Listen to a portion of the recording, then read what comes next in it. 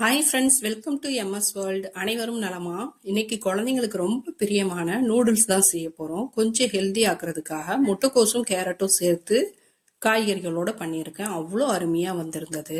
பார்க்கும் போதே உங்களுக்கே தெரியும், அவ்வளோ சூப்பராக இருந்தது. 2 பல்லாரி வெங்காயம் கட் பண்ணி வச்சுருக்கேன். எண்ணெய் சூடேறினதும் அந்த பல்லாரி வெங்காயத்தை சேர்த்து அதோட கருவேப்பிலை, காரம் இல்லாத 2 பச்சை மிளகாய் சேர்த்து நல்லா வதக்கி விடுறேன்.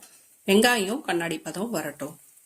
வெங்காயம் கண்ணாடி பதம் வந்ததும் ஒரு தக்காளி பழம் கட் பண்ணி சேர்த்து நல்லா கலந்து கொடுத்துக்கிறேன். இப்போதான் கொஞ்சம் உப்புத்தூள் சேர்த்துக்கிறேன்.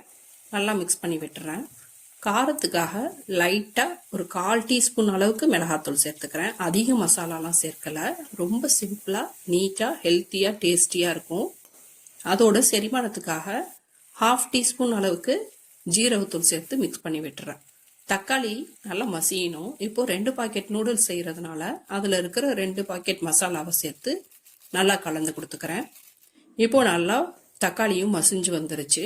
முட்டைக்கோசும் கேரட்டும் ரொம்ப ஸ்லைஸாக கட் பண்ணி வச்சுருக்கேன். அதையும் சேர்த்து நல்லா மிக்ஸ் பண்ணி விட்டுறேன். 3 to 4 நிமிஷம் ஆயிலே ஃப்ரை பண்ணிக்குவோம். அதுக்கப்புறமா தண்ணி சேர்த்துக்கலாம்.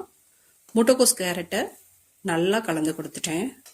இப்போ எல்லாம் மசாலாவோட மிக்ஸ் ஆயிடுச்சு. 1/4 லிட்டருக்கு கொஞ்சம் கூடுதலாக தண்ணி அளந்து வச்சிருந்தேன். அந்த தண்ணியை சேர்த்துக்கிறேன். தண்ணி நல்லா கொதிக்கட்டும். அப்போதான் டேஸ்ட் நல்லா அருமையாக இருக்கும். தண்ணி கொதிச்சுட்டு இருக்கும் போது உப்பு அட்ஜஸ்ட் பண்ணிக்கிறேன்.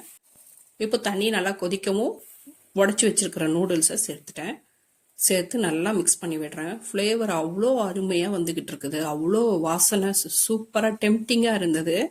லிக்யூடாக வேணும்னா வெந்ததுக்கப்புறம் லிக்யூடாக நிறுத்திக்கலாம். இல்லைன்னா தண்ணி எல்லாம் வத்த விட்டு நிறுத்திக்கலாம். செஞ்சு முடிச்சுட்டு பாப்பாவுக்கு கொடுத்து பார்த்தேன். அவங்களோட ரியாக்ஷன் பார்த்துட்டு எனக்கு அவ்வளோ ஒரு ஹாப்பி ஆயிடுச்சு. நீங்களும் ட்ரை பண்ணி பாருங்க, என்ஜாய் பண்ணுங்க. லைக் பண்ணுங்க, சப்ஸ்கிரைப் பண்ணுங்க, ஷேர் பண்ணுங்க. உங்களோட கருத்துக்களை கமெண்ட்ல சொல்லுங்க. தேங்க்யூ.